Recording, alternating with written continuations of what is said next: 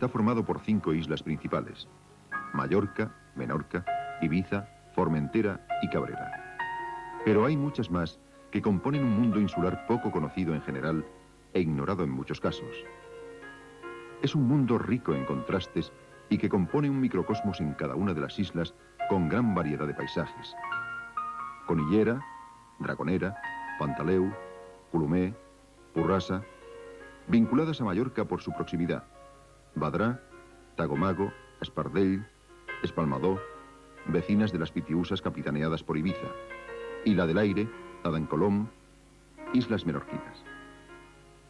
Pero hay muchas más, hasta un centenar de islas e islotes, la mayoría deshabitados, aunque en ellos sea perfectamente viable el establecimiento humano, como ocurrió en el pasado.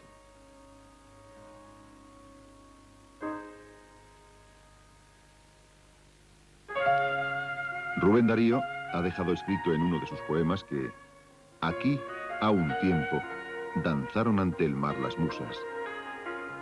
Y es evidente que las musas supieron elegir bien los lugares del rico mundo mediterráneo para sus inspiraciones. Todavía hoy muchos buscan inspiración en estas islas, patrimonio de ese mar que nos ha dado vida. Sigue siendo ese Mediterráneo que hemos recorrido saltando de isla en isla, sintiendo sus vientos y contemplando sus luces y colores. Pero es un Mediterráneo más íntimo, más vinculado a nosotros. Está científicamente establecido, gracias al análisis con radiocarbono 14, sobre restos óseos humanos y sus utensilios, que hacia el quinto milenio antes de Cristo, un pueblo verosímilmente de origen preibérico se estableció en Baleares. Como hemos comentado en otros programas de esta serie, entonces la navegación se hacía no perdiendo nunca de vista las costas debido a la fragilidad de las embarcaciones y a los rudimentarios medios de gobierno y de orientación en mar abierto. El salto de la península a las islas se debió efectuar en consecuencia desde las costas del Cabo Lanao, ya que la isla de Ibiza es perfectamente visible desde allí muchos días del año cuando el benigno clima mediterráneo ofrece días claros llenos de luminosidad.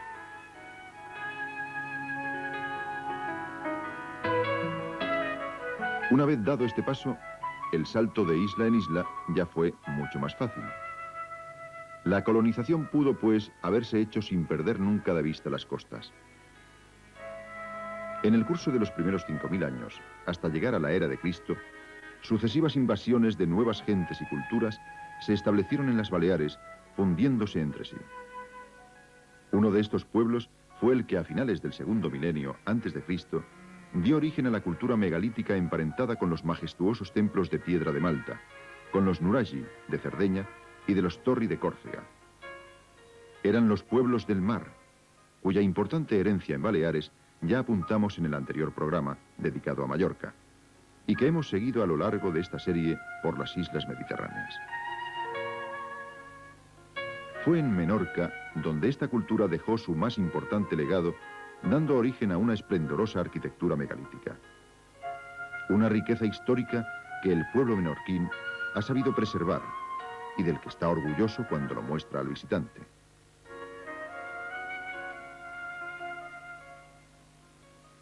Menorca, la segunda isla de las Baleares, la más fascinante, la más importante desde el punto de vista arqueológico, tiene 3 monumentos prehistóricos singulares: el Talayot, la naveta y la taula. El Talayot era una torre de defensa, la naveta un hipogeo, una gran tumba colectiva, y la taula, la taula. Este es el gran misterio, este es el gran enigma de nuestra prehistoria. Todos los arqueólogos están de acuerdo en que el recinto de esta taula era un templo, un lugar sagrado. Pero el monumento central, el monumento importante, este que tengo a mis espaldas, nadie ha podido decir exactamente lo que era, lo que representaba. Para mí, no hay ninguna duda de que representa una deidad del panteón religioso del mundo prehistórico mediterráneo. En el 9º Congreso Nacional de Arqueología se propuso que la taula, se presentó como hipótesis de trabajo, que la taula era la representación del dios toro. Una cara, un rostro, una faz de toro vista de frente y estilizada. excavaciones posteriores, bastante posteriores, 10 años posteriores, realizadas por los doctores don Manuel Fernández Miranda y Waldron, William H. Waldron, pues pusieron al descubierto aquí, en este lugar, sobre este pequeño altar, un torete, un toro de bronce. Esto parece confirmar, parece dar fuerza a la teoría de que nos encontramos ante un monumento taurolátrico, ante un monumento del culto al dios toro, que por otra parte, en la misma época que se levantó esta tabla, era un culto generalizado en todo el Mediterráneo. Pero es más, el pueblo, nuestro pueblo, de corazón limpio y de alma sencilla, atribuía a este monumento una connotación mágica. Decía, la leyenda dice, que en esta tabla, las noches de luna llena, y hoy estamos en vísperas de luna llena, se reunían los gigantes de esta comarca, que desde un pozo que está aquí cerca, un gran pozo prehistórico muy profundo, había otra giganta, una mujer giganta, que le subía agua para sus libaciones rituales sobre esta tabla, porque tabla en lengua isleña significa mesa. Pero es más, no tan solo el pueblo sencillo creía en cosa mágica relacionada con este monumento. También un cronista, un gran erudito del siglo XVI, al describir estos monumentos, dice, y en viéndolos se hace juicio cierto, diciendo que fabricadores de tales edificios forzosamente tenían que ser o gigantes o demonios. Y es que, en resumidas cuentas, si estos monumentos no despiertan en el corazón y en la sensibilidad del hombre un panorama poético, una idea mágica, es que no son tales monumentos para la eternidad. Nuestros antepasados también amurallaron sus ciudades con la misma piedra que levantaban sus monumentos y excavaron cuevas en la roca para ser utilizadas como viviendas o como tumbas. Las más conocidas están en Calacovas, donde incluso hoy algunos les han encontrado alguna utilidad.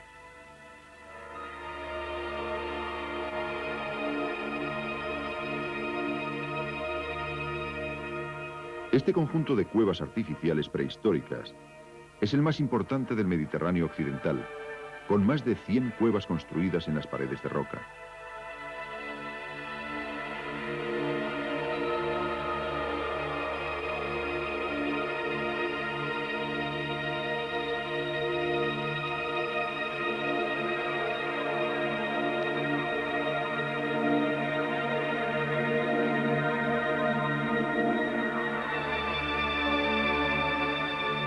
Pero son sin duda los monumentos megalíticos los que dan una característica excepcional a la isla de Menorca.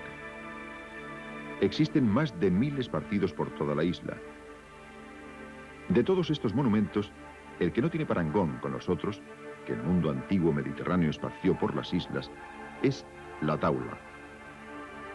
Esta construcción exclusivamente menorquina consta de una pilastra monolítica de soporte, de dimensiones rectangulares, que sirve de pie a otra gran losa situada en posición horizontal.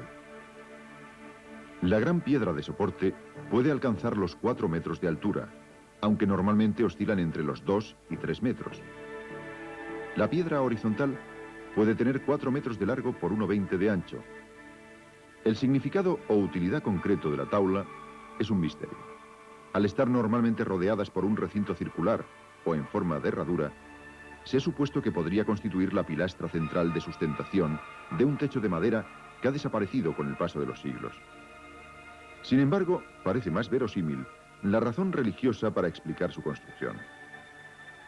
El recinto sería un lugar sagrado y la taula el monumento central de este culto prehistórico.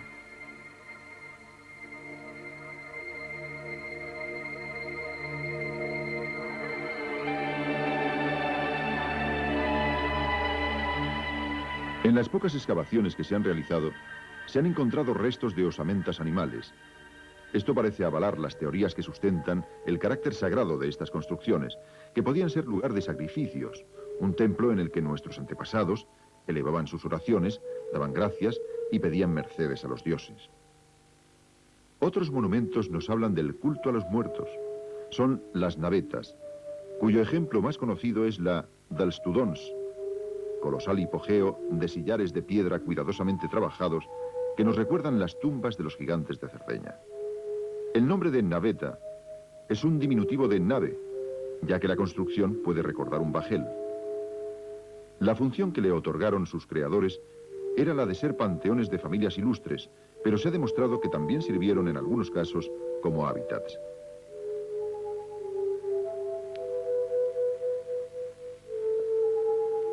El tercer monumento característico de esta cultura es el que recuerda a los vivos y a los peligros que corría por las luchas tribales. Son los talayots, imponentes torres de defensa y vigía, estrechamente ligados a los poblados de esta cultura que se desarrolló en las islas de Menorca y Mallorca y que recibe el nombre genérico de cultura talayótica, cogiendo el nombre precisamente de este monumento. Algunas de estas construcciones megalíticas son verdaderas obras de ingeniería que nos demuestran que el indígena balear era un consumado maestro en el arte de tallar la piedra, signo inequívoco de gran desarrollo cultural. Una cultura que da pie a un mundo misterioso, fascinante y en gran parte poco conocido. Un mundo que florece, se transforma, se adapta, muere y revive en estas islas en el curso de 5000 años hasta que es romanizada y cristianizada.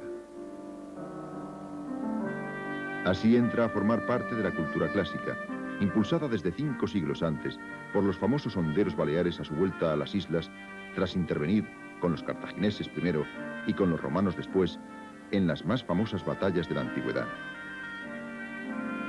Desde las ardorosas planicies de la Numidia a la Grecia clásica, pasando por la Bética y la Galia, luchando codo a codo con los lanceros ibéricos y los arqueros cretenses. Un mundo de historia y de leyenda que forma parte del legado que nos han dejado y conservado nuestras islas.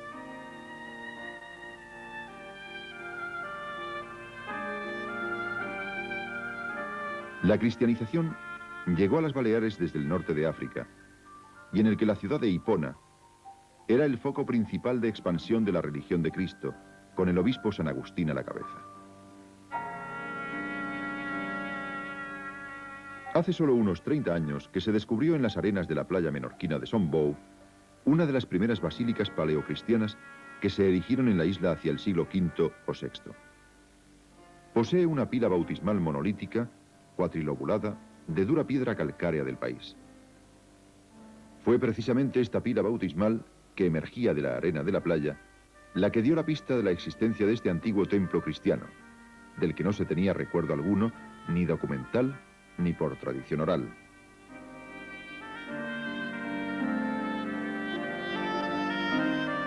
La única pista histórica que podía existir era que la playa también era denominada como playa de la Canesía, que en lengua árabe significa precisamente iglesia cristiana.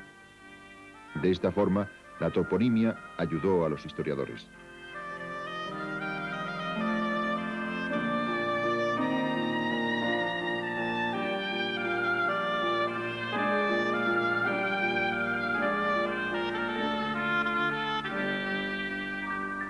Todas las islas han despertado el interés de los hombres a través de los siglos por su utilidad en los largos viajes por mar, como bases de abastecimiento y por ser lugares estratégicos ante posibles enemigos. Menorca no ha sido una excepción, influyendo además las características geográficas del puerto natural de Mahón.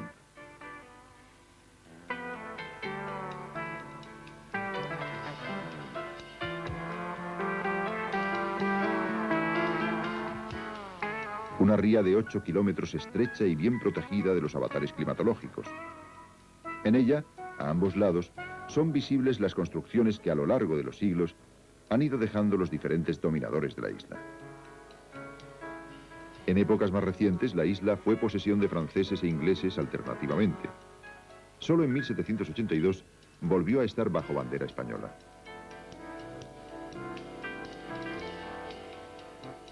Mahón se alza sobre el puerto con aspecto característico y gran colorido.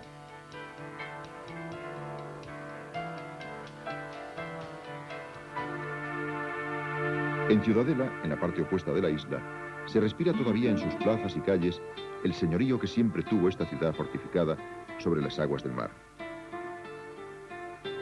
La majestuosidad de sus palacios y casas señoriales, con cierta semejanza con la ciudad de Medina, de Malta, contrasta con las estrechas y pintorescas calles, en ocasiones arcadas.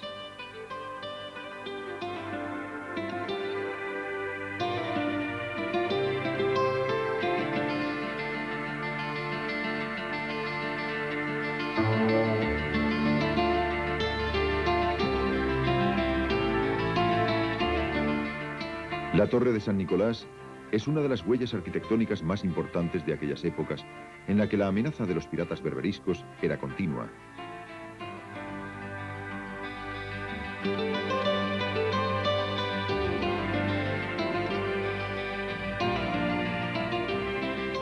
Menorca, lo estamos viendo, es una isla sorprendente por sus contrastes e historia, pero no hemos de olvidar sus valores naturales, por suerte bien conservados. El norte de la isla, cerca del pequeño puerto de Fornells, es un canto al mar y a la naturaleza.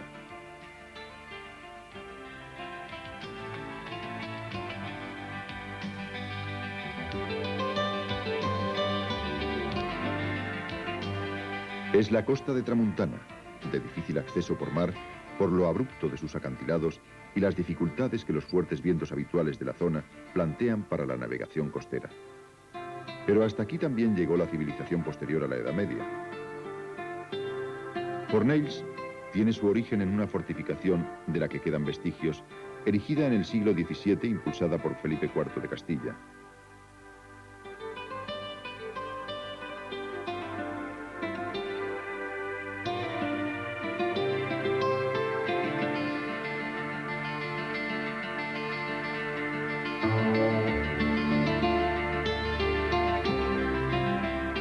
Hablar hoy de Baleares, y mucho más si pensamos en Ibiza, es sinónimo de turismo, ocio y de una vida relajada, acariciada por el sol mediterráneo.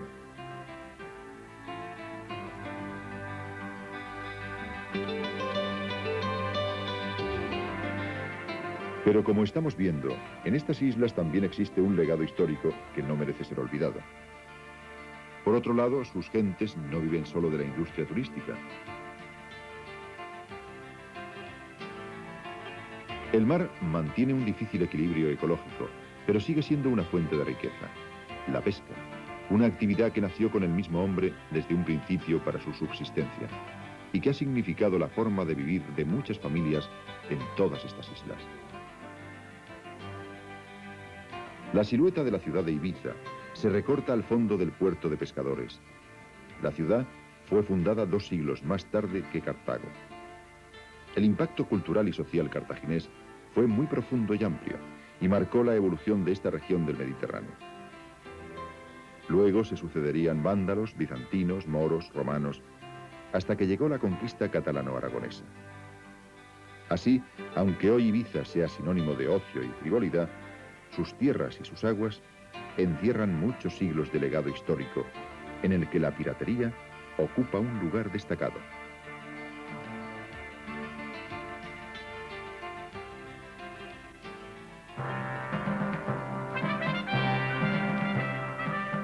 Las murallas que vemos datan del siglo XVI y fueron erigidas por mandato de Carlos V para sustituir a las que habían sido construidas por los antiguos dominadores. Fueron trazadas por el ingeniero romano Giovanni Battista Calvi, que estaba al servicio del emperador. Restos de estas imponentes fortificaciones pueden verse en la parte alta de la ciudad, el popular barrio de Dal la Vila, con calles que han sido plasmadas innumerables veces por insignes pintores. Estas murallas ibicencas son el testimonio más completo y mejor conservado del arte militar del siglo XVI. El acceso al interior de la ciudad antigua se efectuaba y se puede seguir realizando por 3 portales. El mejor conservado es el portal de las Taulas, sobre el que campea un enorme escudo de piedra de los Austrias, reyes de España, con una inscripción dedicada a Felipe II, bajo cuyo reinado, en 1585, se terminaron las importantes obras de fortificación. Las incursiones piratas fueron tan importantes que motivaron todas estas construcciones de protección. Incluso en el interior de la isla, pueden observarse casas fortificadas, donde hoy los acogedores ibicencos trabajan el campo ajenos al bullicio turístico, entre estas paredes llenas de historia. En las islas cercanas, que configuran las Pitiusas, también se erigieron torres de defensa, que surgen poderosas del mar. La mayoría son hoy islas deshabitadas, salvo naturalmente la popular Formentera, la cuarta isla de Baleares, por su superficie.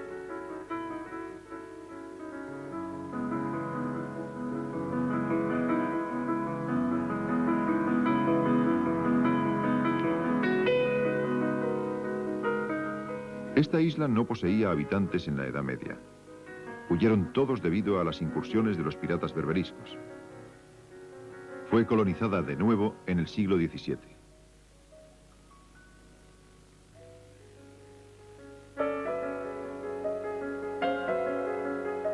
Uno de los motivos fundamentales que impulsaron la repoblación de esta isla, y que en buena parte fue causa del florecimiento económico de Ibiza, fue el comercio de la sal, trascendental hace siglos, y que hoy sigue siendo de gran importancia. En Ibiza el paisaje de las salinas es un factor geográfico diferenciador del resto de la isla, interior o costero. Las salinas ya fueron trabajadas por cartagineses y romanos. En la conquista de 1235 por la corona de Aragón, los conquistadores cedieron el usufructo de la sal a los habitantes de la isla, que lo pudieron ostentar hasta la Guerra de Sucesión, cuando el rey Felipe V incorporó las salinas al patrimonio de la corona, decisión que fue desastrosa para la población, que perdió una de las fuentes básicas de comercio.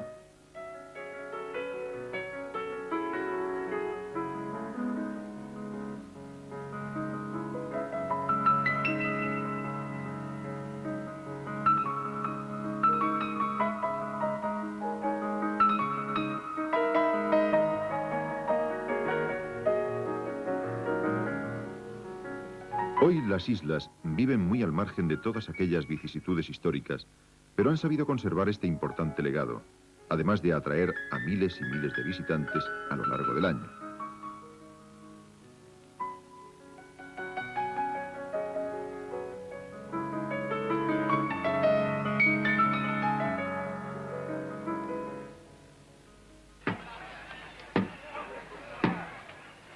Naturalmente, no son solo huellas materiales las que han llegado hasta nosotros de este denso y agitado pasado. Aunque no ha sido el objetivo de nuestro periplo por las islas del Mediterráneo, hay que recordar la importancia que posee el folclore y las tradiciones de estas islas. Un buen ejemplo lo constituyen los juegos caballerescos de origen medieval que se celebran en Ciudadela, en la festividad de San Juan Bautista. El elemento principal del preludio de estos tradicionales juegos, que atraen al público de todo el mundo, es la Festa des Bè, el Cordero. El domingo inmediato anterior a la citada festividad, un hombre vestido con pieles de oveja es portador de un cordero, grande, limpio, bien cebado, de fina lana blanca, adornado con lazos multicolores, que se coloca a horcajadas sobre los hombros. Y a pie, seguido de numeroso cortejo, visita uno por uno los domicilios de los caballeros jinetes para hacerles la invitación formal y oficial para que participen con su caballo de pura raza en los juegos ecuestres nacidos en el medioevo.